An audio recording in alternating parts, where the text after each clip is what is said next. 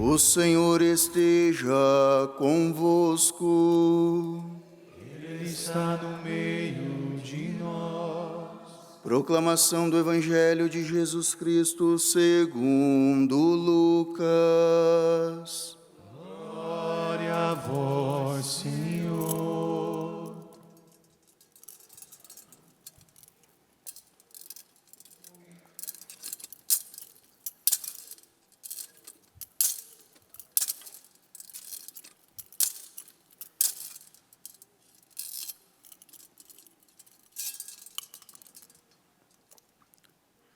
Naquele tempo, Jesus contou aos escribas e fariseus esta parábola. Se um de vós tem 100 ovelhas e perde uma, não deixa as 99 no deserto e vai atrás daquela que se perdeu até encontrá-la? Quando a encontra, coloca-a nos ombros com alegria e, chegando a casa, reúne os amigos e vizinhos e diz: Alegrai-vos comigo, encontrei a minha ovelha que estava perdida. Eu vos digo, assim haverá no céu mais alegria por um só pecador que se converta do que por 99 justos que não precisam de conversão. Palavra da salvação. Glória a vós, Senhor.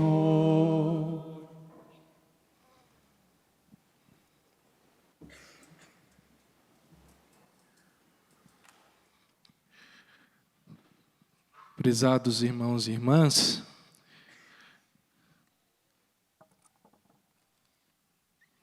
trouxe por escrito porque eu sou um pouco tímido, mas também quando eu começo a falar eu não quero parar mais.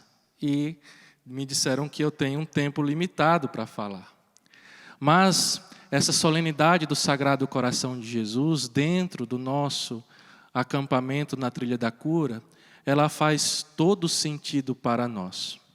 Porque se você perguntasse para mim qual é a experiência fundamental, na minha experiência, na minha opinião, qual é a experiência fundamental do carisma de Betânia, eu dizia que de tudo que eu provei, a experiência fundamental é de que lá somos muito amados para aprender a amar mais e amar melhor. Somos amados para amar. E se você também me perguntasse qual é a síntese da espiritualidade do Sagrado Coração de Jesus, na minha opinião, eu também diria que a síntese dessa espiritualidade é sobre ser amado e sobre amar. E para falar isso, precisaríamos fazer um caminho que vou tentar encurtar, mas é importante lembrar que a devoção do Sagrado Coração, quando Jesus aparece a Santa Margarida Maria Alacoque, ele pede uma coisa, ele reclama algo. E o que ele reclama? Ele reclama o amor. Mas não o amor, ele reclama a falta do amor. Ele apresenta: eis o coração que tanto amou o mundo, mas que não é amado pelo homem na mesma proporção e nem perto disso. E por que essa devoção fala de amor? Por que Jesus reclama o amor? Porque o amor é a síntese também da história da humanidade. O amor tem a ver e é a síntese da sua história. Quando a gente vai, eu gosto muito de rezar a história de vida dos objetos de estudo da antropologia teológica, gosto de pensar, eu trabalho na comunidade com a formação, gosto de pensar a formação e a cura interior a partir da história de vida. E quando a gente vai rezar a história de vida, a gente vê que toda a história da humanidade, que está presente e repercute em cada história pessoal, nós vemos que a história da humanidade, a sua história é dividida em duas partes. A história da criação, que é a história onde, a primeira parte, onde nós vemos que uma trindade que se ama tanto, que transborda esse amor, criando o homem e dando para ele um paraíso, porque para quem a gente ama, nós queremos dar o melhor. E nessa história de criação, onde nós somos criados por amor e no amor, nós trazemos dentro de nós essa necessidade ontológica que é tão característica do ser humano. Nós temos uma necessidade de amar e de ser amado. Trazemos essa força dentro de nós. Trazemos essa marca, que já é também repercussão da nossa imagem e semelhança, porque Deus é amor. E nós fomos criados para viver nessa relação, numa relação de proximidade. E a Bíblia vai dizer que às tardes Deus passeava e buscava estar com o seu amigo. Então, foi dentro de uma relação da Trindade que nós somos criados. Fomos criados para viver nessa relação de amor, mas em algum momento nós nos permitimos, através do primeiro Adão, do pecado original, nós quebramos essa proximidade. Pela desobediência, nós quebramos. E pelo pecado, como fruto de todo o pecado, nós nos distanciamos. O homem se distanciou de Deus. E longe de Deus, o homem vai provar da sua humanidade crua, como eu costumo falar. De dores, de doenças, de vícios, de pecados, porque longe de Deus só nos resta a humanidade. Mas quando estávamos nessa relação, éramos completos, porque em Deus há a minha humanidade e a divindade que Ele me dá.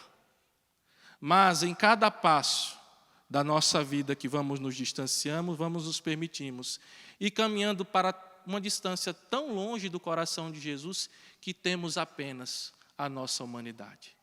E só a sua humanidade, você sabe o que ela é capaz de fazer. Mas Deus, que criou o homem por amor, e com esse amor que é transbordante, que cada vez cresce mais, Ele começa a sentir saudade do homem. E Ele começa a buscar o homem que se distanciou. E é isso que nós vemos no Antigo Testamento. Nós vemos um Deus levantar tantos profetas, tantas pessoas para dizer: ei, olha para o meu coração, volta para mim. Mas tantas tentativas e nenhuma tão eficaz. Então, diz que na plenitude dos tempos, e eu costumo dizer que na plenitude da saudade de Deus, Ele nos manda o seu Filho. A palavra diz: porque amou tanto o mundo, que nos deu seu Filho unigênito. No ápice da saudade, Deus mandou Jesus para nós. E aí começa aquilo que a gente chama da segunda parte da nossa história, a história de salvação. Jesus desce no chão da nossa história e para isso Ele assume a nossa humanidade. E assumindo a nossa humanidade, Ele assume todos os dramas humanos. Tudo o que o homem sofre e celebra, Jesus experimenta na sua vida. Mas, por ser Deus, Ele vem vivendo os dramas humanos, vivendo a nossa vida, Ele vem nos ensinar algo que nós precisávamos aprender. A viver tudo isso, tudo que é bom e ruim neste mundo, que nós iremos passar em nossa vida, Ele nos ensina a viver isso no amor. Só que Jesus nos faz amar de um jeito muito mais pleno e profundo. Porque Jesus, com a sua vida, Ele nos ensinou a amar como um homem integrado. Jesus nos ensinou a amar como um homem, mas não apenas. Jesus também nos ajudou e nos ensinou a amar como um Deus ama. Esse é a prefiguração mais perfeita da nossa capacidade afetiva de amar e ser amado. Não nos basta saber amar como um homem ou uma mulher ama. É preciso saber amar como Deus ama a sua criação. E Jesus vem ao nosso meio. E qual é a grande estratégia de Jesus? Qual é a grande estratégia de Jesus? Jesus usa do amor. Em tudo que ele faz, toda a sua intenção é baseada no amor. A gente fala, e o Gabriel, que é seminarista, está nos ajudando nesse ano. Nós estamos trabalhando na formação permanente dos nossos consagrados. Na terceira semana do mês, na dimensão do apostolado, nós estamos trabalhando esse ano sobre a pedagogia de Jesus. Um livro que o Léo gostava e que nós descobrimos, e o Gabriel tem nos ajudado a estudar e a rezar a parte dele. E a pedagogia de Jesus, ela também tem uma síntese. Me adivinhe qual é essa síntese? O amor. A grande estratégia de Jesus foi se aproximar do homem e dando a mão a ele, dizer: olha, eu estou aqui, porque tem declaração de amor maior a alguém do que um eu estou aqui? Pode contar comigo. Mais do que uma palavra de um eu te amo, é a certeza de que o que eu passar na vida, aquela pessoa está comigo e eu sinto, eu sei. Ela celebra e sofre comigo. Essa é a pedagogia de Jesus, o amor. E quando eu falo da pedagogia do amor, que o amor convence os corações mais duros, nós vimos na segunda leitura que o amor de Deus é derramado a nós de que forma? Através de quê? Do Espírito Santo. E Jesus nos disse que Ele nos daria o Espírito Santo, e que quando o Espírito Santo viesse, nós saberíamos e entenderíamos todas as coisas, não é verdade? Então o amor que vem no Espírito, ele nos faz entender o que às vezes a palavra humana, o que às vezes exemplos de fala não consegue, mas o amor consegue. O amor chega. E hoje, peço até licença, porque é a missa de 7º dia também da minha mãe, que há uma semana atrás, essa hora, ainda estava respirando, e eu olhando a cada minuto para ver se a respiração dela estava diminuindo. O Jonas estava quase comigo esse horário. Ela faleceu às 20 horas, na sexta-feira. E quando eu falo sobre a pedagogia do amor, eu lembro da minha mãe. Porque a minha mãe me ensinou que o amor convence o que os gritos e as ameaças não faz. Costumo contar, quem é da comunidade já escutou essa história várias vezes, mas estou na Canção Nova pela primeira vez, celebrando e falando, então cabe dizer aqui a vocês o que minha mãe me ensinou. Como minha mãe ensinou que o amor convence mais do que os gritos. Minha mãe tinha uma jarra de colocar suco, que ela ganhou da minha avó. E ela usava bastante essa jarra. E eu também. Só que eu não usava no mesmo zelo que a minha mãe. E toda vez que eu pegava essa jarra e pegava de qualquer jeito e não tampava direito, ela dizia: menino, você vai quebrar essa jarra. E se você quebrar essa jarra, eu vou tirar outra das tuas costas. Algumas vezes minha mãe precisou usar da mão da verdade, da firmeza, e me deu umas lapuadas de cipó de goiabeira. Eu tenho algumas certezas na vida. Uma delas é que a água sanitária não mata a goiabeira. Porque eu tentei algumas vezes acabar com a goiabeira lá de casa com a água sanitária, para minha mãe não ter mais cipó de goiabeira para me pegar. E minha mãe dizia: eu vou tirar outra jarra de você. E eu, menino, sem entender direito. E ela falou algumas vezes isso aí, mas teve um dia fatídico. Estava em casa, almocei, tomei o suco, fechei de qualquer jeito, abri a geladeira e peguei a jarra pela tampa. Quando eu fui aqui, chegou na geladeira só a tampa da jarra. A jarra ficou pelo meio do caminho, quebrada, despedaçada. E ali se despedaçou a minha cabeça, porque eu disse, meu Deus, ela vai me bater. Tanto que ela prometeu, e minha mãe é uma mulher de palavra, então ela vai. Eu disse, meu Deus, eu comecei a chorar, chorei. Aí distraí, chorei mais um pouco. Eu sei que quando minha mãe chegou naquele fim de tarde, início de noite, eu estava com aqueles olhos inchados, tanto que eu chorei. Já tinha chorado a surra toda. E ela disse, meu filho, o que foi que aconteceu com você? O que foi que aconteceu? Pensando que alguém tinha morrido, alguma coisa, né? Aí sentamos no sofá e eu disse, mãe, sabe a jarra de voinha? Aí ela olhou assim, Tiago. E eu disse, mãe, aí já falei chorando, grito nos berros, né? Eu quebrei a jarra, mãe, bem que a senhora falou que eu ia quebrar a jarra. E aí minha mãe olhou bem no fundo do meu olho e eu nunca vou esquecer a textura daquele toque que ela fez. Ela tocou assim no meu rosto e disse bem assim, meu filho, você é mais importante do que essa jarra. Vou repetir, ela disse assim, meu filho, você é mais importante do que essa jarra. Calma, você é mais importante. E aí ela me diz, amor.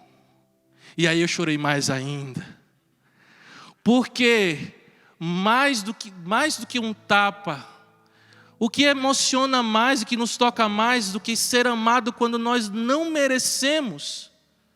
Eu nunca vou me esquecer, minha mãe dizendo, meu filho, você é mais importante do que essa jarra. Acalme. Aí eu chorei, esperei, ela me acolheu.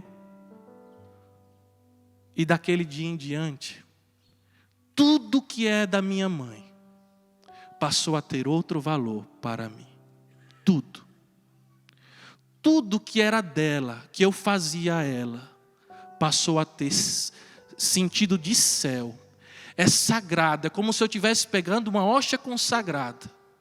Porque com amor, ela me ensinou o quanto significava aquela jarra. E que eu, enquanto filho, significava ainda mais.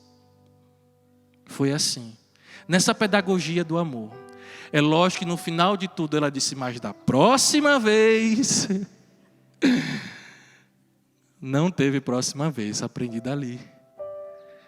Mas o que o amor não consegue, esse dia, da solenidade, a gente poderia usar só essa imagem, mas a liturgia nos dá a imagem do pastor para falar do coração de Jesus, para falar do amor de Jesus. E a imagem do pastor, ela é suficiente, ela é significativa, porque Ezequiel vai dizer que existem maus pastores. Antes dessa parte da leitura, ele vai dizer que existem pastores maus. Essa perícope é uma denúncia para dizer que existem pastores maus, a quem foi confiado um povo, e eles usam e abusam da vontade, exploram as ovelhas. Mas ele vai dizer, Deus vai dizer através dele, eu serei o seu pastor, reconduzirei o perdido, alimentarei os famintos, aqueles que já estão bem nutridos e alimentados, eu os acompanharei. Aqui não importa e não vamos dar crédito para os maus pastores, e você na sua vida, você sabe, já passaram maus pastores na sua vida, você sabe o nome deles porque eles marcaram a sua história. E talvez muitas feridas que você tem nome e sobrenome desses maus pastores. Mas hoje, quando preparava essa partilha, o Espírito me dizia para falar que você tem bom pastor. Que você tem um pastor que te ama na gratuidade, na proximidade. Ele te ama na improbabilidade. Para mim, uma das características do amor de Deus, que eu mais provei na vida é a improbabilidade. Deus me ama quando eu menos penso que vou ser amado. Ele me ama. Deus ama você. E aí, A liturgia vem dizer isso no Sagrado Coração de Jesus hoje para dizer a você: ei, você não pode viver mais como uma ovelha sem pastor. Chega de se render e de se sustentar em migalhas de amor, de maus pastores. Há banquete para você, há prados verdejantes para você. Chega de amores pequenos. Quando eu rezava, vinha o Espírito: diga que eu quero dar a eles a vivência de um amor profundo, porque há muitos que estão em amores rasos.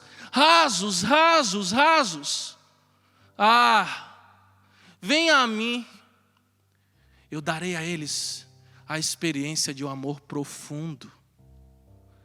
A liturgia de hoje, esse acampamento, essa Santa Missa, é para lembrar a você que você é amado. E que você é amado por Deus, como Jesus e um bom pastor, em duas mãos, no afeto e na verdade. Um pastor, ele ama no afeto, no carinho, cuidando, nutrindo, conduzindo. Mas se for preciso, se a ovelha estiver numa fase de cabrito, desobedecendo, fugindo muito, o pastor usará o cajado, ou para puxar pelo pescoço, para trazer para perto, e se aquela ovelhinha insistir em fugir, ele com o outro lado do cajado, ele vai dar um tapinha na pata e vai quebrar a pata. E você pensa assim: meu Deus, que brutalidade, quebrar a pata. Mas é pedagógico, porque quando aquela ovelha, com a pata quebrada, não podendo mais caminhar por si, ele se abaixa e ele carrega lá no colo, enquanto todas as outras estão caminhando, aquela de pata quebrada está ali nos braços dele. E é pedagógico, sabe por quê? Porque uma ovelha que se desgarrou precisa lembrar de duas coisas: da voz e do cheiro do pastor. E na distância é difícil lembrar da voz e do cheiro. Por isso ele carrega ela no colo. E aqui perto, pele com pele, ela vai lembrando do cheiro do pastor, vai recordando que esse é o cheiro da pessoa que a conduz, da pessoa que a alimenta, da pessoa que cuida dela. E também ela vai lembrando da voz que diz: por aqui, por aí não, por aqui. É esse pastor que nós temos. Você não pode se contentar com o outro. Não somos ovelhas abandonadas. Essa solenidade do Sagrado Coração de Jesus tem muito a ver com a comunidade de Betânia, porque em Betânia nós somos chamados a isso. Cada pessoa que Deus nos manda é para dizer o seguinte: nossa missão é promover um encontro. Como um dia o Léo me fez ter com Jesus a partir da Canção Nova, em Betânia somos promotores de um encontro que faz toda a diferença na vida da pessoa. A nossa missão é lembrar a pessoa que ela é uma filha amada. Mas não é só pouco amada, ela é muito amada. Ela é amada no abraço, ela é amada no beijo, ela é amada na mesa posta, ela é amada na comida gostosa, ela é amada nos trabalhos, ela é amada na convivência, em cada terço que se reza. E aí a pessoa vai recordando que qualquer vida não serve mais, que a vida que Deus tem, ela é muito mais saborosa, ela é muito mais necessária, e uma vida rasa também já não serve, porque ela é um filho de Deus, e é preciso viver à altura deste significado. Esse é o nosso carisma, essa é a nossa missão. Para terminar, eu quero dar um testemunho. Eu sempre pensei, e um dia eu ainda vou fazer isso, viu, diácono? Um dia me convide, eu quero dar esse testemunho. Porque eu sempre achei que a primeira vez que eu fosse falar na Canção Nova seria para dar o meu testemunho, porque minha vocação, o que vocês estão vendo aqui, é fruto de 2 carismas. Dia 9 de fevereiro de 2002, lá em Aracaju, escutando uma pregação do Padre Léo pela Canção Nova, Deus marcou uma linha entre um antes e um depois de Cristo. E depois daquele dia eu nunca mais fui o mesmo. Estou aqui por causa desses dois carismas. Não é à toa que hoje no presbitério tem os dois carismas juntos. Mas não é sobre o meu testemunho que eu queria falar para terminar. Eu disse que Betânia tem uma missão de fazer com que as pessoas se saibam amadas e cuidadas por Deus. E hoje, repetindo que hoje é o 7º dia de falecimento da minha mãe, que durante os meus primeiros 13 anos de comunidade, minha mãe não tinha vindo a Betânia. Quando ela ficou com leucemia, eu trouxe ela para Curitiba para ser tratada e cuidada lá. E ela veio morar comigo. No início não queria, porque pensa uma mulher que morreu 63 anos numa cidade, sair do calor do Nordeste para o frio, né, intenso de Curitiba. Mas ela veio para Betânia. E eu lembro que no 2º dia que ela chegou, que ela viu os filhos rezando o terço, essa mulher estava no quarto e voltou para a cozinha chorando. Eu disse: mãe, está doente? Ela disse: meu filho, que coisa mais linda. E aí a cada coisa que ia acontecendo, ela dizia: meu filho, que coisa mais linda. No dia que um filho chamou ela de vó, ela disse: meu Deus, você vai ser padre? Eu nunca pensei que ia ser chamada de vó. E aí vó para cá, benção a vó.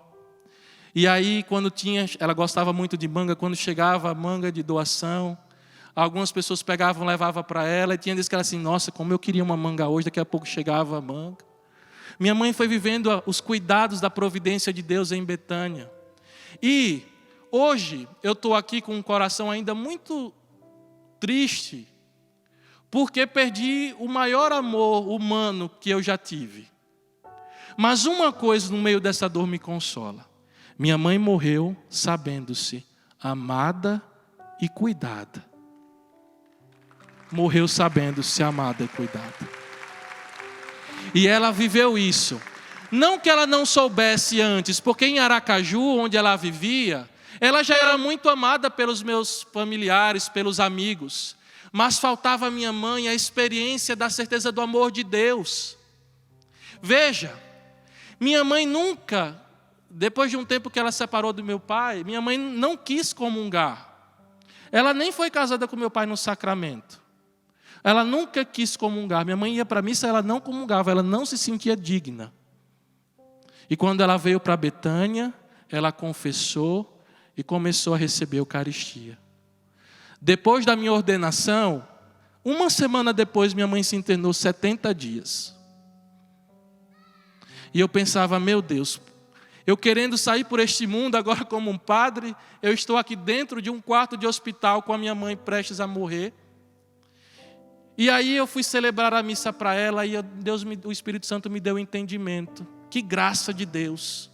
Que bom que eu me ordenei agora, porque nos 70 dias que minha mãe esteve internada em dezembro e janeiro, ela teve comunhão diária, porque eu como filho celebrava para ela todos os dias. Mas minha mãe foi fazer o transplante. A medula nova pegou. 4 meses de alegria. E em menos de uma semana que ela ficou internada, minha mãe foi embora. E a última coisa que eu vivi com minha mãe foi o seguinte: da quinta para sexta-feira, ela já um tanto quanto com alguns delírios, por causa da morfina, por causa da dor, ela falava algumas coisas. E na madrugada da sexta-feira, ela dizia assim: que horas a missa? Porque era nosso rito. Todo dia de noite ela perguntava: amanhã você vai celebrar? Eu dizia: vou amanhã. Ela disse: que horas você vai celebrar? Vai ser de manhã ou vai ser de noite? E aí de madrugada ela ficou: que horas a missa? E aí eu prestei atenção que ela pegava a mão, ela fazia assim. Baixava a mão. Perguntava que hora a missa. Eu dizia: mãe, vai ser mais tarde. E aí demorava um pouco, ela pegava, fazia assim e botava na boca, como se ela estivesse recebendo a Eucaristia. Até que 4:30 da manhã, minha mãe dizia assim: pega o meu vestido, quero ir na missa. Aí eu disse: eu tenho que celebrar a missa para minha mãe. Aí eu estava com os paramentos, estava com os objetos litúrgicos, a maletinha. Peguei uma mesinha que tinha, montei a missa, celebrei a missa para minha mãe. Ela recebeu a Eucaristia. Depois de uns 10 minutos ela dormiu e depois ela não acordou mais consciente. Ficou o dia todo ainda viva, mas inconsciente. A última coisa que minha mãe me pediu foi o vestido para ir para a missa. E a última coisa que eu fiz com ela, de programação, foi dar a Eucaristia. Uma mulher que dizia que não era digna, quase morrendo, pediu a Eucaristia, a missa. Para dizer a você o que Deus não pode. O que é que Deus não pode com o seu amor? Feche seus olhos. Feche seus olhos se queremos rezar isso. Senhor, queremos voltar ao Senhor. O Espírito Santo me dizia uma coisa, para terminar a vocês, dizer: olha, eu quero os corações que estão resistentes.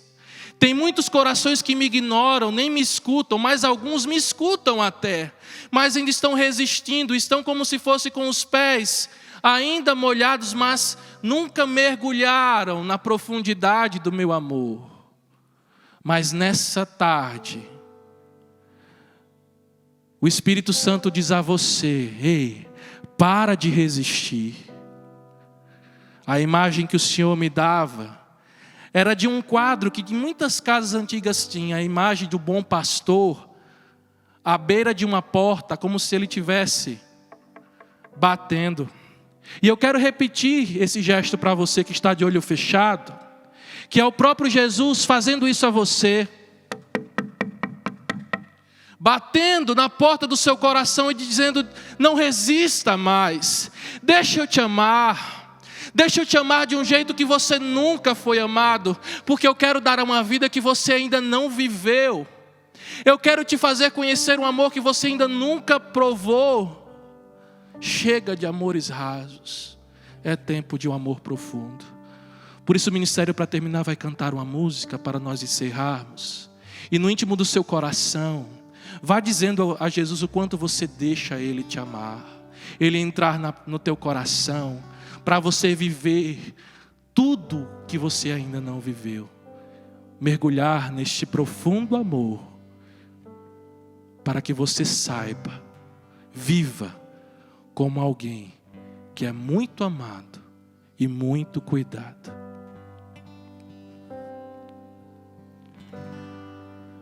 Dá-me, Senhor, um coração arrependido.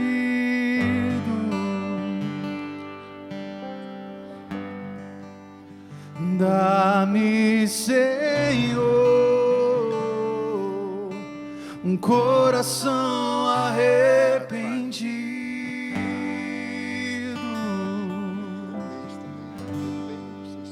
Por tantos que eu machuquei, por tanto que eu me machuquei, por tantos que eu machuquei, por tanto que eu te machuquei, mas tu me amaste. Escuta isso. Antes mesmo de eu nascer. É uma certeza. Me perdoaste, mesmo sem eu merecer. Tu me amaste, Deus, tu me amaste. Sim, Senhor. Antes mesmo de eu bem antes, já era amor entre nós, Senhor. Me perdoaste, mesmo sem eu merecer. Diante desse amor, que amor é esse? Que amor é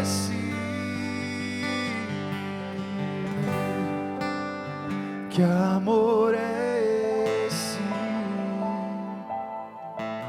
que constrange todo o meu ser? E sabe que amor é esse?